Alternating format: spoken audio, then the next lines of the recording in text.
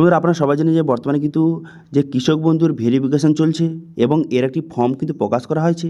এই ফর্মটা fill up করে যারা কিন্তু কৃষক বন্ধু পেত সুবিধা তাদের কিন্তু এই ফর্মটা ফিল আপ করে জমা করতে হচ্ছে। তো সেই জন্য আজকে ভিডিওতে দেখিয়ে দেবো এই যে কৃষক বন্ধু ভেরিফিকেশন ফর্মটা আপনি কীভাবে ফিল আপ করবেন তার প্রতিটা পয়েন্ট আপনাদের স্টেপ বাই স্টেপ বুঝিয়ে দেবো, কোথায় কোন ডিটেলস বসাবেন এবং কোন ভুলগুলি একদম করলে চলবে না। এই ভুলগুলি করলে কিন্তু এই ফর্মটা বাতিল কিন্তু হয়ে যেতে পারে এবং আপনার ভেরিফিকেশান ইনকমপ্লিট কিন্তু থাকতে পারে। সেই জন্য কোথায় কোন ডিটেলস বসাবেন আপনাদের স্টেপ বাই স্টেপ দেখিয়ে দিচ্ছি। যারা কিন্তু পিএম কিষানের সুবিধা পাচ্ছে বর্তমানে তাদেরকে এই কৃষক বন্ধু এই যে ভেরিফিকেশন ফর্মটা ফিল আপ করতে হবে সেটাও কিন্তু এই ভিডিওতে আপনাদের জানিয়ে দিচ্ছি। অথবা স্বামী স্ত্রী উভয় কিন্তু কৃষক বন্ধু সুবিধা পেত, তো সেক্ষেত্রে কি দুজনকে কি ফর্মটা ফিল আপ করে জমা দিতে হবে নাকি, অথবা এই ফর্মের সঙ্গে কী কী ডকুমেন্টস আপনাকে অ্যাটাচ করতে হবে, ফর্মটা কোথায় পাবেন, ফর্মটা কোথায় জমা দেবেন, সমস্ত কিছু এই ভিডিওতে আপনাদের জানিয়ে দিচ্ছি। সেই জন্য ভিডিওটা প্রথম থেকে শেষ পর্যন্ত অবশ্যই দেখবেন মনোযোগ সহকারে এবং আমাদের চ্যানেলে প্রথমবার ভিজিট করে থাকলে আমাদের চ্যানেলটিকে সাবস্ক্রাইব করে রাখুন এবং পাশে থাকা বেল আইকনটিকে অবশ্যই প্রেস করে রাখুন। তো চলুন আজকে ভিডিওটা শুরু করা যাক। তো বর্তমানে কিন্তু কৃষক বন্ধু যারা সুবিধা পাচ্ছে তাদের কিন্তু এই অ্যানেক্সারি 1 ফর্মটা আপনাকে ফিল আপ করে জমা দিতে হবে। এবার যারা কিন্তু পিএম কিষাণ সম্মান নিধির সুবিধা পাচ্ছে তাদের কিন্তু এই ফর্মটা ফিল আপ করার কোনো রকম দরকার নেই। ধরুন আপনি পিএম কিষাণ পাচ্ছিলেন এবং কৃষক বন্ধুও পাচ্ছিলেন, সেক্ষেত্রে এই ফর্মটাকে ফিল আপ করার কোনো রকম প্রয়োজন নেই। যারা শুধুমাত্র কৃষক বন্ধুর সুবিধা পাচ্ছে বর্তমানে তাদের কিন্তু এই ফর্মটা ফিল আপ করে জমা দিতে হবে। এবার অনেকে কোশ্চেন থাকতে পারে যে পিএম কিষাণ যারা পাচ্ছে তারা এই ফর্মটা কেন ফিল আপ করবে না। দেখুন, বর্তমানে যারা পিএম কিষাণ পাচ্ছে তাদের বর্তমানে ভেরিফিকেশান করার পদ্ধতি রয়েছে, যেমন কিন্তু কেওয়াইসির মাধ্যমে ভেরিফিকেশান আপনারা করতে পারেন। কিন্তু কৃষক বন্ধু যারা পায়, যারা শুধু তাদের কিন্তু কোনো রকমের ভেরিফিকেশানের প্রসেস নেই, যে কোনো রকম সিস্টেম নেই যে যে পাচ্ছিল সে বর্তমানে বেঁচে আছে কি না, সে মারা গেছে কি না, সঠিক মানুষ পাচ্ছে কি না।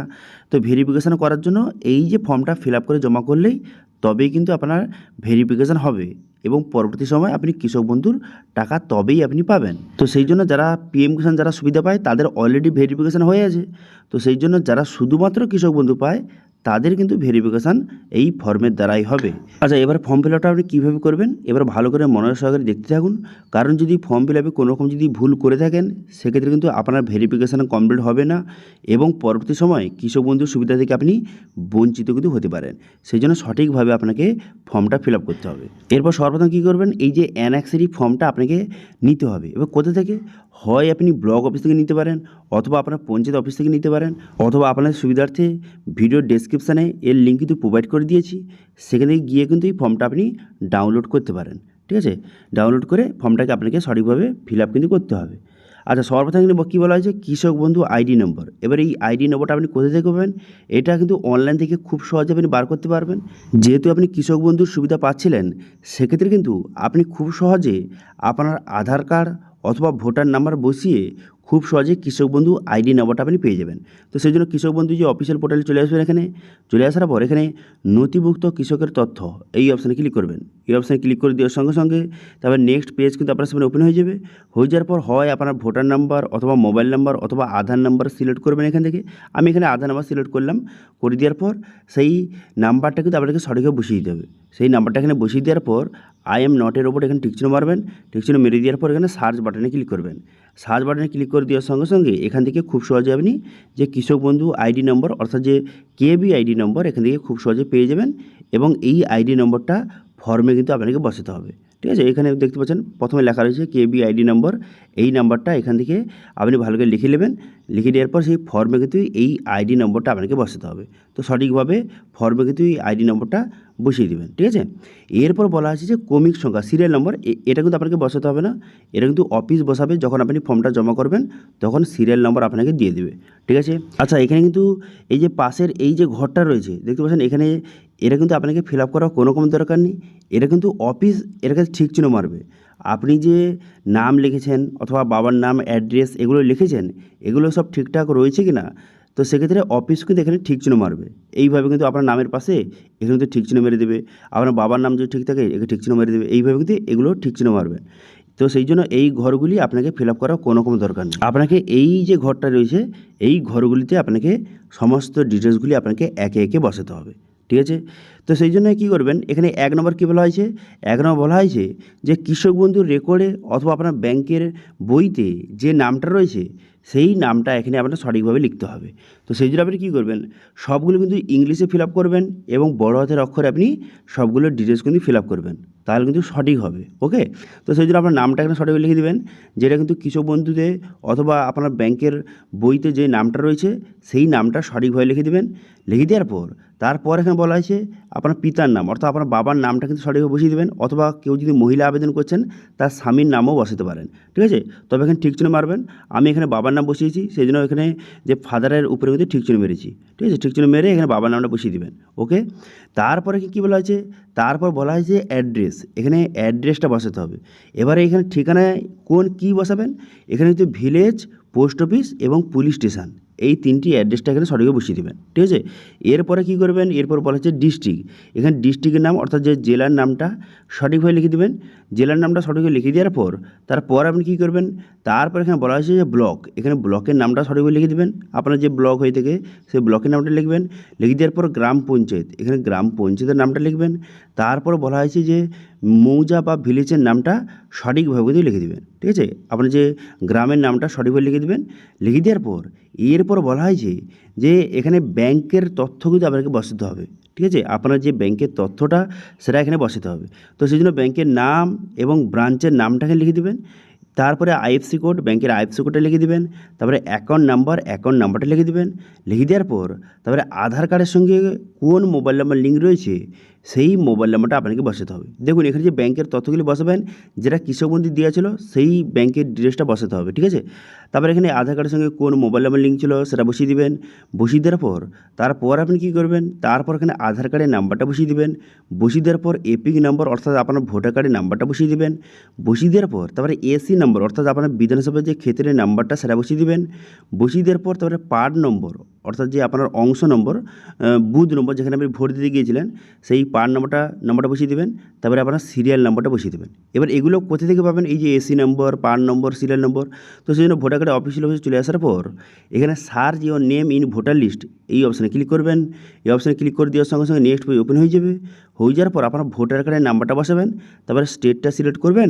স্টেটটা সিলেক্ট করে নেওয়ার পর তারপরে ক্যাপচাটা বসাবেন। এখানে ক্যাপচাটা বসিয়ে এখানে কী করবেন, সার্চ বাটনে ক্লিক করবেন। সার্চ বাটনে ক্লিক করে দেওয়ার সঙ্গে সঙ্গে তারপরে এখানে কিন্তু পুরো ডিটেলসটা শো হয়ে যাবে। আপনার ভোটার কার্ডের নাম কাছ থেকে শুরু করে আপনার পার্ট নম্বর, এসি নম্বর, সিরিয়াল নম্বর দেখতে পাচ্ছেন সমস্ত ডিটেলস কিন্তু শো হয়ে গেছে। এবারে এখান থেকে দেখে সেখানে আপনি সঠিকভাবে বসিয়ে দেবেন। দেখতে পাচ্ছেন এখানে কিন্তু পরিষ্কারভাবে কিন্তু এখানে অ্যাসেম্বলি নাম্বার দেওয়া রয়েছে, পার্ট নম্বর দেওয়া রয়েছে এবং সিরিয়াল নম্বরও কিন্তু এখানে পরিষ্কারভাবে দেওয়া রয়েছে। এবার এখান থেকে এই ডিটেলসগুলি আপনি সঠিকভাবে এখানে লিখে দেবেন। ঠিক আছে, এরপর আপনি কী করবেন, এরপর এখানে বলা হয়েছে যে বর্তমানে 2026 সালে ভোটারের জন্য এএসডিডি তালিকায় কি আপনার নাম রয়েছে।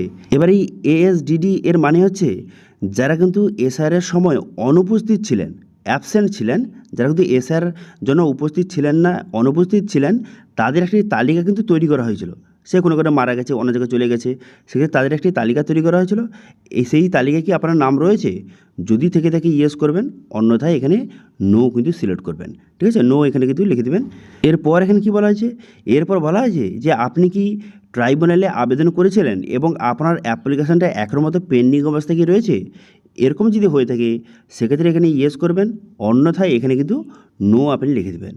ঠিক আছে, তারপর এখানে বলা হয়েছে আপনি কি সিএতে আবেদন করেছিলেন কিন্তু এখন পর্যন্ত আপনার অ্যাপ্লিকেশানটা পেন্ডিং অবস্থায় রয়েছে, এরকম যদি হয়ে থাকে এখানে ইয়েস করবেন, অন্যথায় এখানে নো লিখবেন। তারপর বলা হয়েছে আপনি কি পিএম কিষাণের সুবিধা পান, যদি পেয়ে থাকেন ইয়েস করবেন, অন্যথায় নো করবেন। দেখুন যেহেতু পিএম কিষাণ আপনি পেলে আপনি আবেদন করবেন না, তো সেক্ষেত্রে এখানে নো লিখবেন। তারপর বলা হয়েছে আপনি কি কাজ করেন কি, এখানে দেখতে পাচ্ছেন বিভিন্ন রকম কাজের কিন্তু নাম দেওয়া রয়েছে। এবার আপনার ক্ষেত্রে যেটা হয় সেটা আপনি এখানে সঠিকভাবে লিখবেন। আমি এখানে ফার্মার কিন্তু লিখে দিয়েছি। এরপর এখানে বলা হয়েছে যে জমির কিন্তু বিবরণ বা জমির তথ্য কিন্তু আপনাকে এবার বসাতে হবে। এবার কিন্তু জমির রেকর্ডে কিছু ডিটেলস আপনাকে বসাতে হবে জমির রেকর্ড অনুযায়ী। তো সেক্ষেত্রে এখানে বলা হয়েছে যে জেল নম্বর, এটা কিন্তু জমির রেকর্ডে কিন্তু লেখা রয়েছে, জেল নাম্বারটা লেখা রয়েছে, সেটা আপনি সঠিকভাবে এখানে নাম্বারটা কিন্তু বসিয়ে দেবেন। তারপরে এখানে বলা হয়েছে যে খতিয়ান নম্বর, জমির খতিয়ান নাম্বারটা লিখে দেবেন। লিখে দেওয়ার পর তারপরে বলা হয়েছে দাগ নম্বর, এখানে জমির দাগ নম্বরটা এখানে সঠিক বসিয়ে দেবেন। অনেকগুলি দাগ নম্বর থাকলে আপনি কমা কমা দিয়ে দাগ নম্বরটা লিখবেন এবং জমির পরিমাণটা কত একরে কিন্তু বসাতে হবে। ঠিক আছে, চাষযোগ্য জমি যেটা কিন্তু চাষ হয়, যেটা আপনার বাস্তু বাড়ি সেগুলো কিন্তু নয়, যেগুলো চাষ হয় শালি জায়গায়, তার যে জমির পরিমাণটা কত সেটা আপনি লিখে দেবেন। ঠিক আছে, তারপরে এখানে জমির খতিয়ানের তারিখ বা আরোরার এর তারিখটা বসাতে হবে, ডেটটা বসাতে হবে। এটাও কিন্তু জমির রেকর্ড কিন্তু লেখা রয়েছে, সেখান থেকে সঠিকভাবে আপনি কিন্তু ডেটটা লিখে দেবেন। দেখুন এখন বর্তমানে কিন্তু যে বাংলার ভূমি অফিসিয়াল ওয়েবসাইট থেকে জমির রেকর্ড কিন্তু বার করতে হচ্ছে, আপডেট জমির ডিজিটাল রেকর্ড বার করতে হচ্ছে। এবার আপনি অনলাইন থেকে বার করবেন, করে দেওয়ার পর সেখানে যে ডেটটা লেখা রয়েছে সেই ডেটটা আপনি সঠিকভাবে লিখে দেবেন। ঠিক আছে, তারপর আপনি কী করবেন, তারপর বলা হয়েছে যে টাইপটা আপনাকে সিলেক্ট করতে হবে, যে বর্তমানে আপনি জমিটা কি কিনেছেন নাকি পূর্বপুরুষের মাধ্যমে আপনার নামে হয়েছে, নাকি আপনার বাবার মৃত্যুর পর আপনার জমিটা আপনার নামে হয়েছে। আপনার ক্ষেত্রে যেটা হয় সেটা আপনি সঠিকভাবে লিখে দেবেন এখানে। ঠিক আছে, এটা ক্যাটাগরিটা লিখে দেবেন, টাইপটা লিখে দেবেন।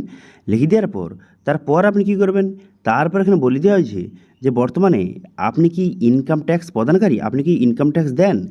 যদি দিয়ে থাকেন সেক্ষেত্রে ইয়েস করবেন, অন্যথায় এখানে নো কিন্তু লিখে দেবেন। ঠিক আছে, বোঝা গেল, নো লিখে দেবেন। নো লিখে দেওয়ার পর তারপর আপনি এর পরের পেজে চলে আসবেন। পরের পেজে চলে আসার পর এখানে বলা হয়েছে যে আপনার স্ত্রীর কিন্তু ডিটেলস আপনাকে বসাতে হবে। দেখুন আপনি যদি বিয়ে করে থাকেন সেক্ষেত্রে আপনাকে কিন্তু স্ত্রীর ডিটেলস বসাবেন, যদি না করে থাকেন সেক্ষেত্রে এগুলো বসানোর দরকার নেই। ঠিক আছে, অথবা যারা মহিলা আবেদন করছেন তারা কিন্তু এখানে তার স্বামীর ডিটেলসটা আপনাকে বসাতে হবে। ঠিক আছে, যারা কিন্তু পুরুষ আবেদন করছেন এখানে তার স্ত্রীর ডিটেলস বসাবেন, যারা মহিলা আবেদন করছেন এখানে তার স্বামীর ডিটেলস কিন্তু বসাতে হবে। তো সেই জন্য কী করবেন, সবার প্রথম কিন্তু এখানে আপনার স্ত্রীর নামটা লিখে দেবেন। যদি আপনি বিবাহিত হয়ে থাকেন সেক্ষেত্রে আপনার স্ত্রীর নামটা লিখে দেবেন। লিখে দেওয়ার পর আপনার স্ত্রীর কিন্তু ব্যাংকের তথ্য বসাতে হবে, যেমন কিন্তু ব্যাংকের নাম এবং ব্রাঞ্চের নাম বসিয়ে দেবেন। বসিয়ে দেওয়ার পর ব্যাংকের আইএফএসসি কোড লিখে দেবেন, তারপরে ব্যাংকের অ্যাকাউন্ট নাম্বারটা লিখে দেবেন, তারপরে আধার কার্ডের সঙ্গে কোন মোবাইল নাম্বার লিঙ্ক রয়েছে সেই মোবাইল নাম্বার লিখবেন। তারপরে আপনার স্ত্রীর আধার কার্ডের নাম্বারটা এখানে লিখে দেবেন। লিখে দেওয়ার পর এপিক নাম্বার অর্থাৎ ভোটার কার্ড নাম্বার বসাবেন, তারপরে এসি নাম্বার, তারপরে পান নম্বর, সিরিয়াল নম্বর, এগুলো কিন্তু একে একে আপনাকে বসিয়ে দিতে হবে আপনার স্ত্রীর কিন্তু। ঠিক আছে, সমস্ত ডিটেলস এইভাবে বসিয়ে দেবেন। তারপরে বলা হয়েছে যে আপনার স্ত্রী বর্তমানে কৃষক বন্ধুর বেনিফিশিয়ারি, কৃষক বন্ধুর সুবিধা কি পাচ্ছে, যদি পেয়ে থাকে সেক্ষেত্রে ইয়েস করবেন, অন্যথায় এখানে নো কিন্তু লিখে দেবেন। ঠিক আছে, এরপরে এখানে বলা হয়েছে যে 2026 সালে যে এএসডিডিতে তালিকায় কি আপনার স্ত্রীর নাম রয়েছে, যদি থেকে ইয়েস করবেন, অন্যথায় এখানে নো কিন্তু লিখে দেবেন। ঠিক আছে, তারপর বলা হয়েছে যে এসআর ট্রাইব্যুনালে পেন্ডিং লিস্টে আপনার স্ত্রীর কি নাম রয়েছে, যদি থেকে ইয়েস করবেন, অন্যথায় এখানে নো কিন্তু লিখে দেবেন।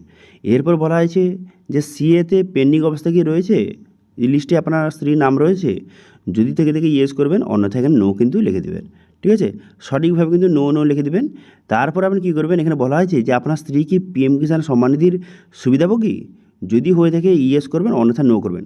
দেখুন এখানে পিএম কিষাণ হলে তো আবেদন করবেন না, তো সেক্ষেত্রে আপনি এখানে নোটা লিখে দেবেন। ঠিক আছে, তারপর এখানে বলা হয়েছে আপনার স্ত্রী বর্তমানে কী কাজ করে কি, সেটা কিন্তু এখানে সঠিকভাবে লিখে দেবেন। যদি হাউস ওয়াইফ হয়ে থাকে সেক্ষেত্রে হাউস ওয়াইফ লিখবেন, যদি কৃষক হয়ে থাকে সেক্ষেত্রে কৃষক লিখবেন। আপনার ক্ষেত্রে যেটা হয় সেটা আপনি এখানে সঠিকভাবে কিন্তু লিখে দেবেন। ঠিক আছে, এরপর বলা হয়েছে যে অঙ্গীকারপত্র। এখানে কী বলা হয়েছে যে আমি এই মর্মে ঘোষণা করছি যে আমি উপরে যত ডিটেলস বসিয়েছি সেগুলো আমি নিজের জ্ঞান অনুযায়ী আমি কিন্তু সঠিকভাবে ডিটেলসগুলি বসিয়েছি, আমার বিরুদ্ধে আইনি ব্যবস্থা নিতে পারেন। তো এরকম একটি অঙ্গীকারপত্র এখানে বলে দেওয়া হয়েছে।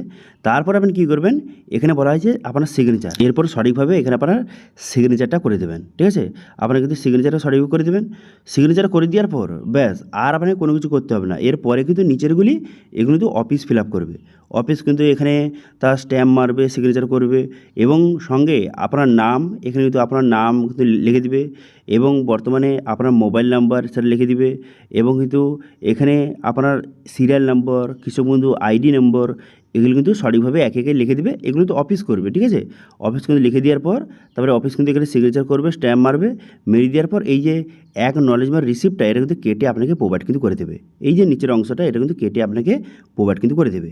এবার মেন কথা হলো এই ফর্মের সঙ্গে কী কী ডকুমেন্টস কী কী লাগবে। দেখুন এই ফর্মের সঙ্গে আপনার আধার কার্ডের জেরক্স, আপনার স্ত্রীর আধার কার্ডের জেরক্স, আপনার ভোটার কার্ডের জেরক্স, আপনার স্ত্রীর ভোটার কার্ডের জেরক্স এবং আপনার ব্যাংকের জেরক্স, আপনার স্ত্রীর ব্যাংকের জেরক্স এবং সঙ্গে আপনার যে জমির যে রেকর্ডটা যে আরওআর কপিটা সেটা কিন্তু এই ফর্মের সঙ্গে অ্যাটাচ করবেন এবং যে যার ডকুমেন্টসের নিচে সে যা সই করবে। আপনার ডকুমেন্টসের নিচে আপনি সই করবেন, আপনার স্ত্রীর ডকুমেন্টসের নিচে আপনার স্ত্রী কিন্তু সিগনেচার করে এই ফর্মের সঙ্গে অ্যাটাচ করবেন। কোথায় জমা করবেন? বর্তমানে যে আপনার যে ব্লক অফিসে যে কিষাণ মান্ডি অফিস রয়েছে, কৃষি দপ্তর রয়েছে, অফিস রয়েছে, সেখানে আপনি জমা করতে পারেন, অথবা পঞ্চায়েতে বর্তমানে ক্যাম্প হচ্ছে বিভিন্ন জায়গায়, সেখানেও আপনি জমা করতে পারেন, অথবা অনেক জায়গায় ক্যাম্প হচ্ছে না, পরবর্তী সময় ক্যাম্প হবে, সেখানেও কিন্তু আপনি জমা করতে পারেন। ঠিক আছে, আশা করি পুরো বিষয়টা আপনাদের বুঝিয়ে দিলাম। এবার বলে কি, যারা কিন্তু পিএম কিষাণের সুবিধা পাচ্ছেন তাদেরকে এই ফর্মটা কিন্তু ফিল আপ করতে হবে না। যারা কিন্তু শুধুমাত্র কৃষক বন্ধু সুবিধা পাচ্ছেন তাদের কিন্তু এই ফর্মটাকে ফিল আপ করে জমা দিতে হবে। একই বাড়িতে স্বামী এবং স্ত্রী দুজনে কিন্তু কৃষক বন্ধু পেত, তো সেক্ষেত্রে তাদেরকে ফর্মটা ফিল আপ করতে হবে? হ্যাঁ, করতে হবে। দুজনে কিন্তু ফর্মটা ফিল আপ করে জমা করবেন। যারা যারা কিন্তু পিএম কিষাণ পায় তাদেরকে করতে হবে না, কিন্তু যারা যারা শুধুমাত্র কৃষক বন্ধু পায়, আপনার পরিবারে যারা যারা শুধুমাত্র কৃষক বন্ধু পায় তাদেরকে এই ফর্মটা ফিল আপ করে জমা দিতে হবে। ঠিক আছে, এবার একটা ভেরিফিকেশান হয়ে যাওয়ার পর ব্যাস, এবার কিন্তু কৃষক বন্ধু আপনার চালু থাকবে এবং যারা কিন্তু কৃষক বন্ধু শুধু পায় তাদের কিন্তু পিএম কিষাণ আয়তা কিন্তু এবার নিয়ে আসা হবে এবং পরবর্তী সময় এর সুবিধা কিন্তু আপনারা পাবেন। তো সেই জন্য যারা যারা কিন্তু কৃষক বন্ধুর সুবিধা পাচ্ছিলেন তারা কিন্তু যত শীঘ্রই সম্ভব এই ফর্মটা ফিল আপ করে জমা করে দিন। তারপর কিন্তু আপনার ভেরিফিকেশান কমপ্লিট হয়ে যাওয়ার পর কৃষক বন্ধুর সমস্ত রকম সুবিধা আপনারা পাবেন। কৃষক বন্ধু কিন্তু বন্ধ হচ্ছে না। ওকে, তো এটা ছিল আজকে আপডেট। ভিডিও ভালো হয়ে থাকলে ভিডিওকে লাইক করবেন এবং ভিডিও কিন্তু বন্ধুর সঙ্গে শেয়ার করে দেবেন, এবং আমাদের চ্যানেলে প্রথমবার ভিজিট করে থাকলে আমাদের চ্যানেলটিকে সাবস্ক্রাইব করে রাখুন এবং পাশে থেকে বেল আইকনটিকে অবশ্যই প্রেস করে রাখুন। আজকে ভিডিওটা এই পর্যন্তই, দেখা হচ্ছে নেক্সট ভিডিওতে। Thank you.